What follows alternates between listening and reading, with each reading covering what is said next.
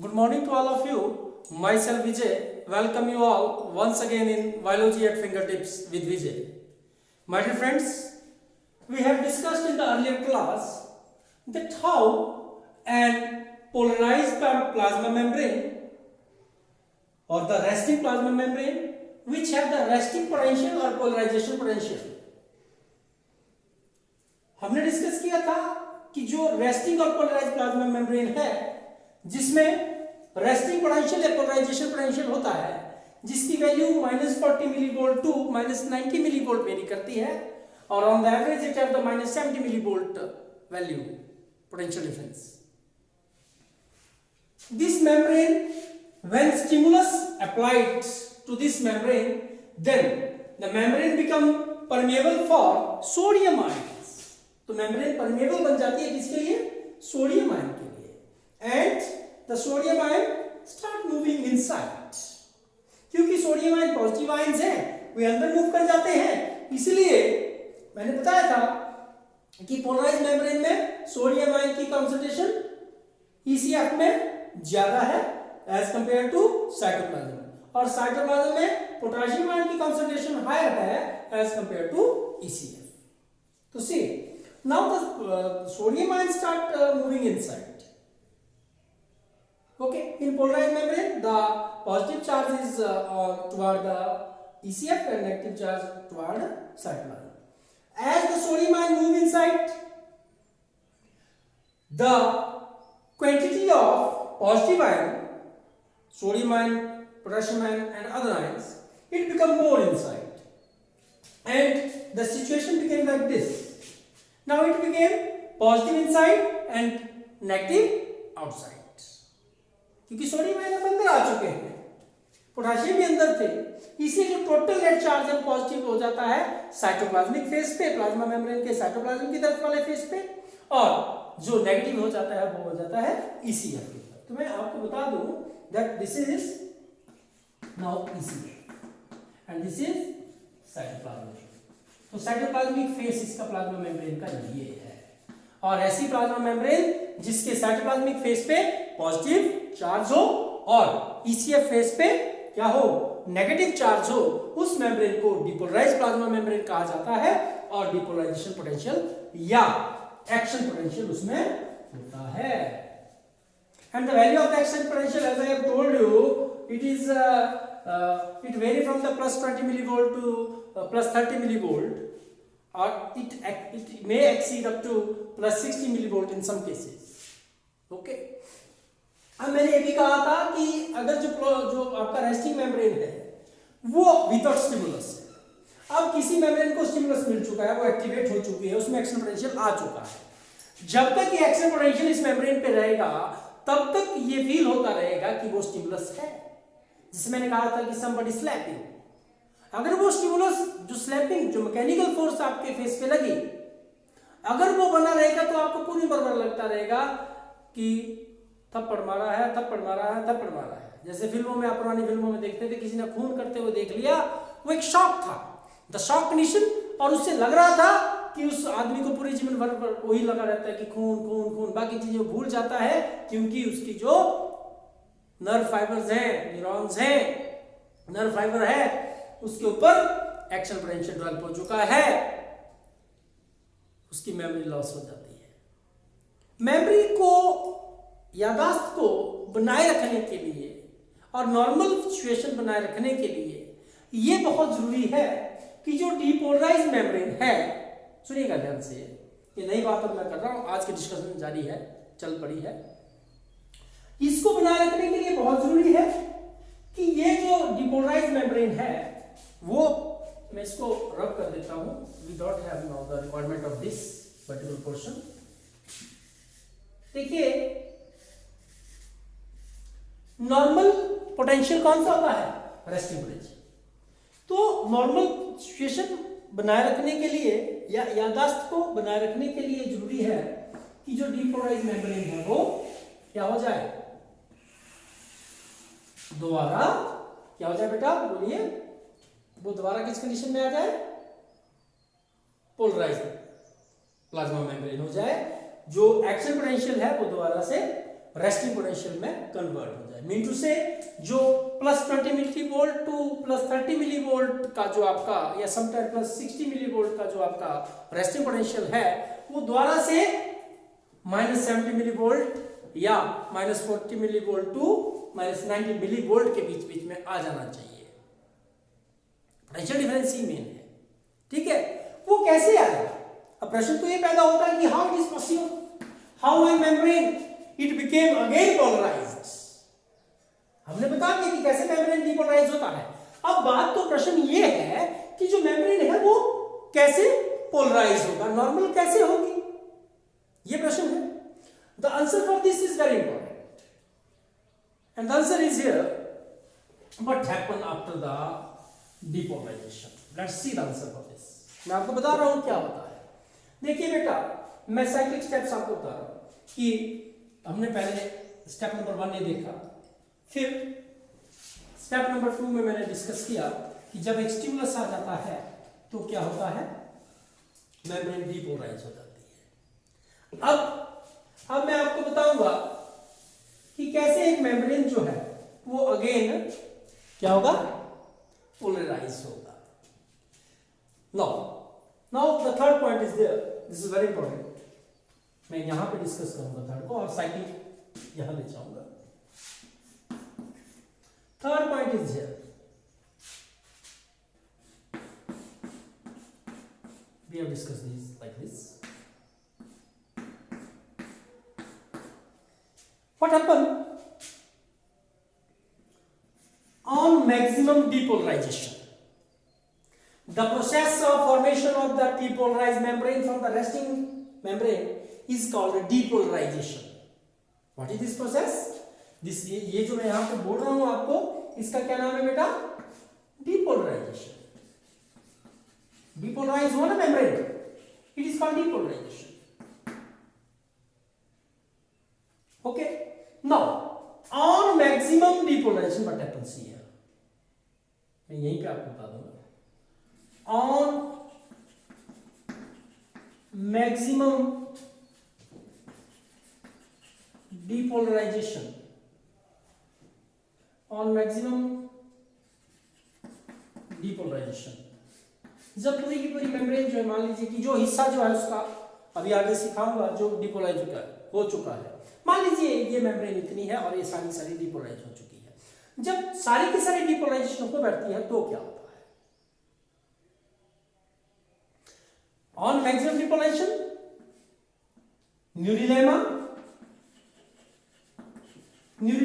in case of nerve fiber or neurons or other membrane, ये plasma membrane I can say. Neurulema or plasma membrane became permeable. It became permeable to what? Very important, potassium ion. ये permeable बन जाती है, potassium ion के लिए permeable हो जाएगी, उसकी परमेबिलिटी चेंज हो जाता है and potassium ion starts moving toward ECL, that is outside. वो बाहर की तरफ को चलना शुरू करेंगे। क्या होगा वो एक करके मैं देखता हूं। यहां पे आप पिक्चर देखें।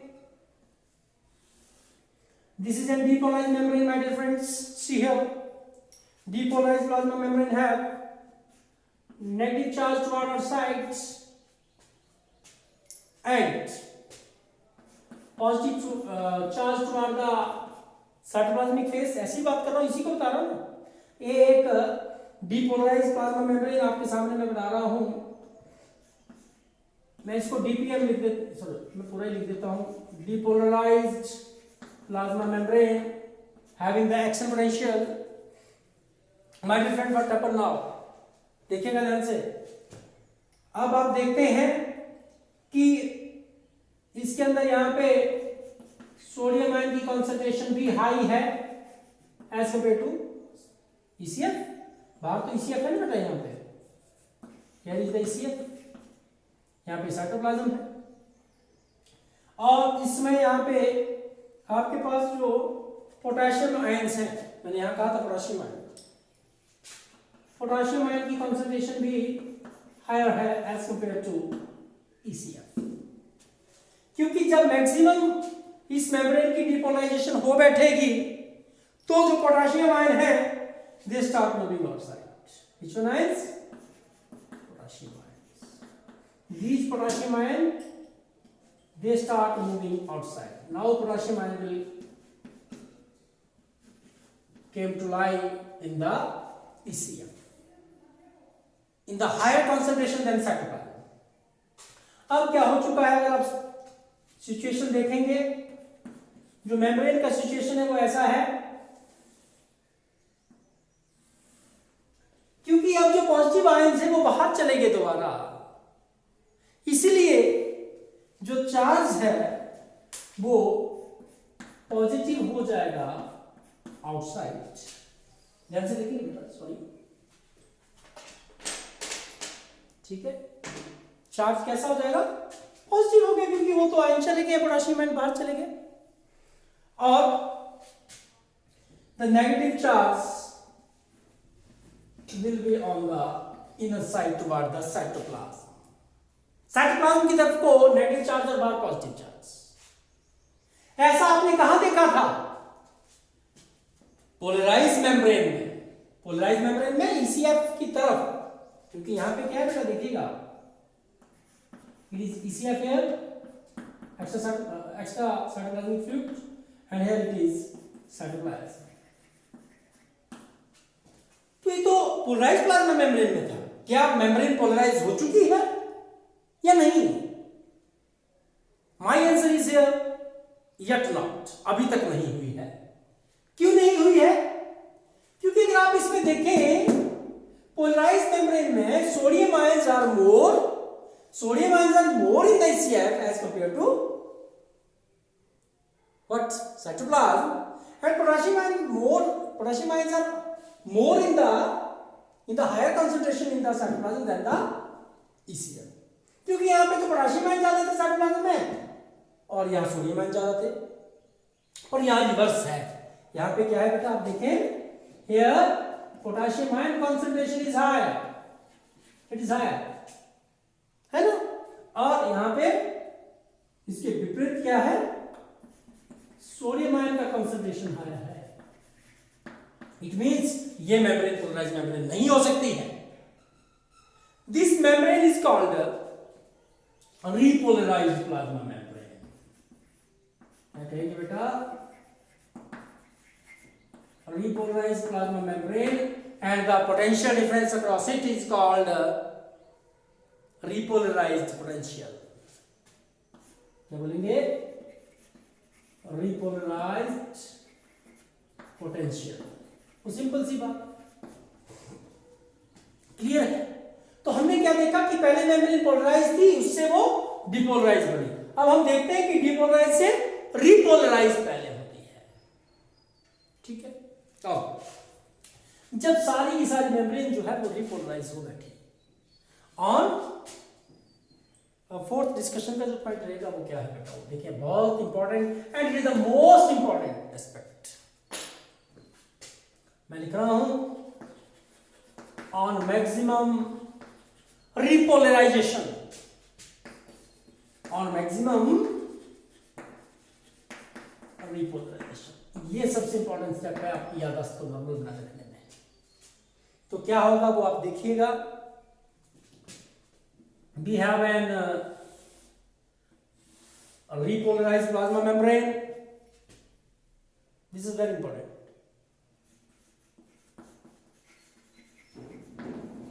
A repolarized plasma membrane having the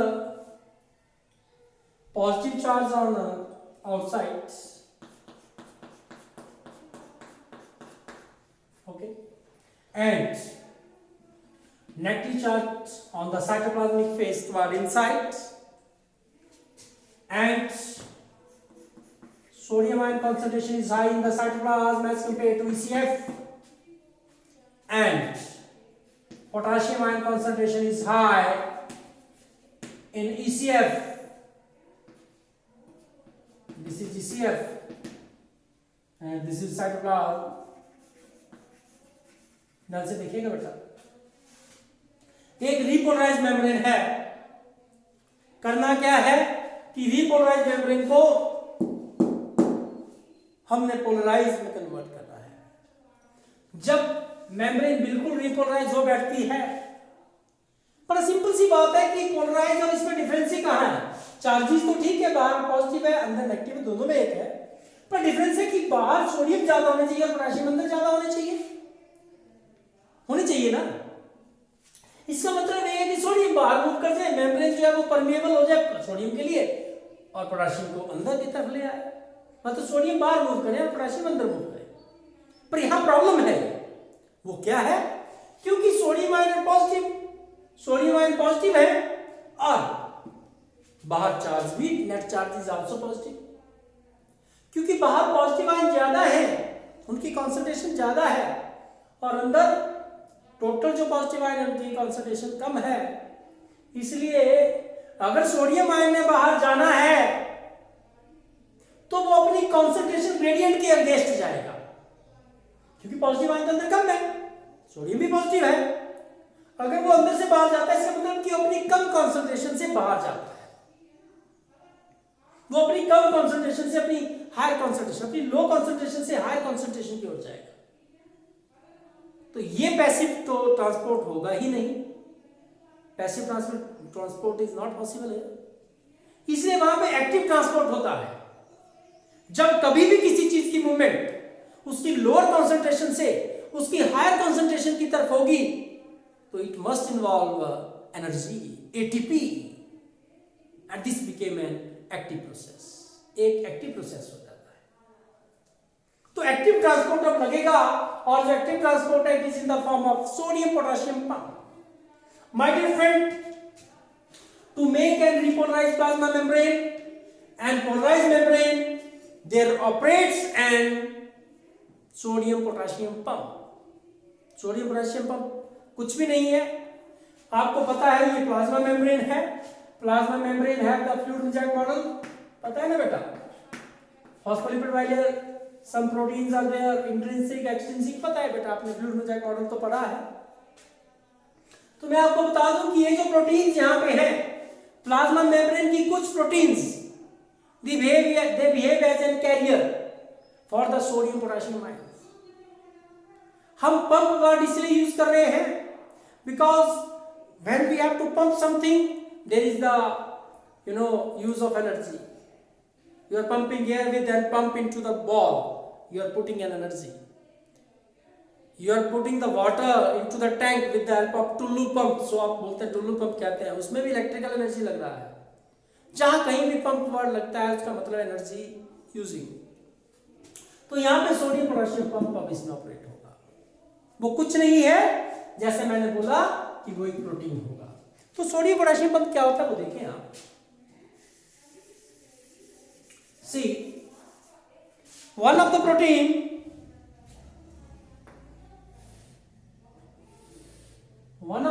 present in plasma membrane, it behaves as a carrier and the carrier is very specific for sodium and potassium ion. See here, मैं थोड़ा विजिबिलिटी के कारण उसको पिंक कलर से बनाऊंगा।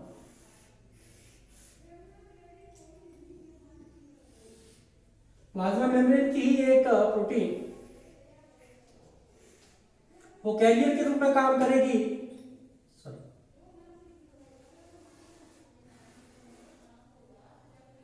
It have two subunits.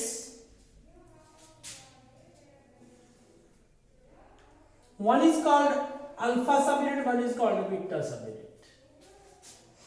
एक alpha subunit है, एक बीटा, दो पार्ट है इसके। जो तो अल्फा सबयूनिट है वो ध्यान से देखिएगा, इस अल्फा सबयूनिट में मैं बढ़ा रहा हूं यहां पे साइटोप्लाज्मिक फेस की तरफ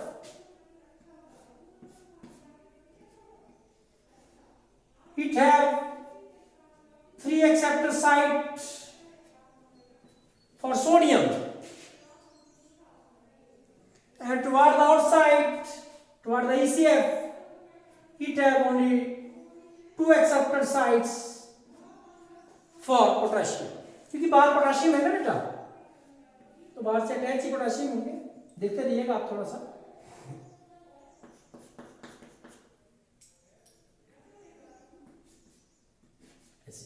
क्लियर है? तो किसकी?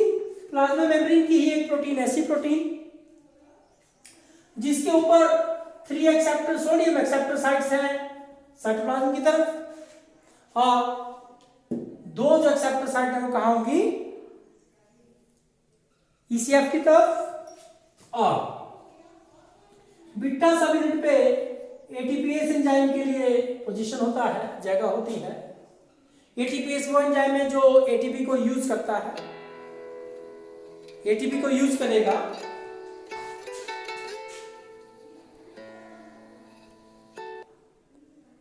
सी। अब क्या होगा? The sodium ion they go and attach with the 3 sites meant for sodium ion। Cytoplasm से 3 सोडियम आयन जाएंगे, जुड़ जाएंगे, और आउटसाइड से जो 2 पोटेशियम आयन है, ये जो उनके लिए जो स्पेसिफिक लोकेशन जो पोजीशंस हैं इस पे, इस कैरियर का क्या नाम है? This is very important to note now. This is the sodium potassium pump। उस पे जुड़ जाते हैं, जुड़ गए ना वहां पे। देखो बेटा, यहां पे साइटोप्लाज्म से 3 सोडियम आयन चले गए, वो जुड़ जाएंगे अपनी अपनी पोजीशन पे, और ईसीएफ से 2 पोटेशियम आयन जुड़ेंगे। क्लियर है बात? अब By using the ATP with the help of ATPase, ATPase की हेल्प से एटीपी को यूज किया जाएगा, और क्या हो जाएगा? जो कैरियर है it will get reversed, the carrier will get reversed, वो रिवर्स हो जाएगा, अपनी पोजीशन को 180 डिग्री पे रोटेट करेगा। और कैसी पोजीशन हो जाएगी आप यहां देखेंगे?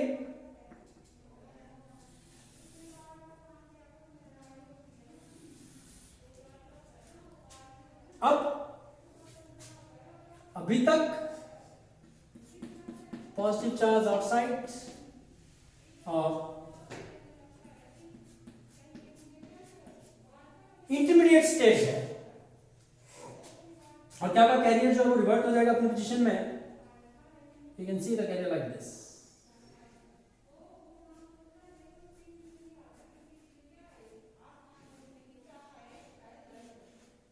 अब उस कैरियर का वो फेस अल्फा सब यूनिट का, ये अल्फा सब यूनिट है और ये बीटा है, जिसपे सोडियम आयन जुड़े थे, वो 3 पोजीशन जो वो ईसीएफ की तरफ चली गई, और 2 जो पोटेशियम आयन जो अंदर की तरफ आ गई, and it will release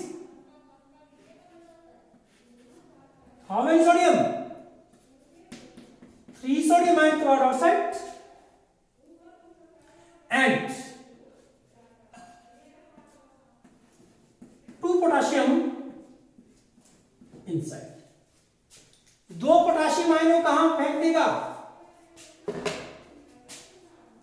cytoplasm के अंदर, और 3 सोडियम के अंदर। अब आपको ये देखने वाली बात है कि जब पॉजिटिव आयन ही एक्सचेंज हो रहे हैं, क्योंकि ज्यादा पॉजिटिव आयन बाहर एक्सचेंज हुए, इसलिए जो नेट चार्ज है बाहर पॉजिटिव ही रहेगा, और कम जो पॉजिटिव आयन है वो अंदर रहे, इसलिए अंदर क्या रहेगा? नेगेटिव चार्ज रहेगा, total negative charge, overall net जो चार्ज। और इस तरह से मेम्ब्रेन अगर हम देखें तो किस पोजीशन में आ जाएगी? Now this membrane became polarized। होगी ना बेटा? देखो नहीं हुई, देख लीजिए, वो पॉजिटिव है, अब सोडियम आयन बाहर ज्यादा हो गए, पोटेशियम आयन अंदर ज्यादा हो गए, membrane again became polarized। Is it clear और नॉट? क्लियर है? तो देखिए, this is very important about the membrane potential. When there is no stimulus, the membrane is polarized, or the having the resting potential or the polarization potential. Such membrane is also called the polarized membrane. It has the negative value of the charge. Negative का बोलने का मतलब कि जो negative है वो charge अंदर जो है वो नेगेटिव है, तब नेगेटिव लिखा. When the stimulus will applied on the membrane, resting membrane, the membrane became polarized for sodium ion, permeable for sodium ion. Sodium ion start moving inside, and it became positive inside and negative outside. As the more positive charges are here. Here, this is to be remembered in a polarized membrane. This is to be remembered. Now, the sodium ion concentration is also high as compared to ECF in the cytoplasm, and potassium ion concentration is also high in cytoplasm as compared to ECF. ये देखने वाली बात है. When maximum depolarization has occurred, the membrane became permeable for the potassium ion. Potassium ion start moving outside, and the membrane become positive outside and the negative inside, with sodium ion concentration higher in the cytoplasm as compared to ECF, and potassium ion concentration is high in the ECF than or as compared to cytoplasm. On maximum depolarization, the membrane became polarized. How? This is the question. With the help of sodium potassium pump, which is nothing, it is the protein carrier. एक protein career होता है जिसके ऊपर दो सब unit होती हैं, alpha और बीटा. अल्फा सब यूनिट पे there are 3 sites for the sodium toward the cytoplasm and 2 sites for the potassium toward the ECF. Sodium and potassium they get attached by using the ATP. With the help of ATPase enzyme, the carrier will rotate at 180 degree. यहाँ पे लिख देता हूँ, rotation at 180 degree. Carrier rotation at 180 degree. ठीक है.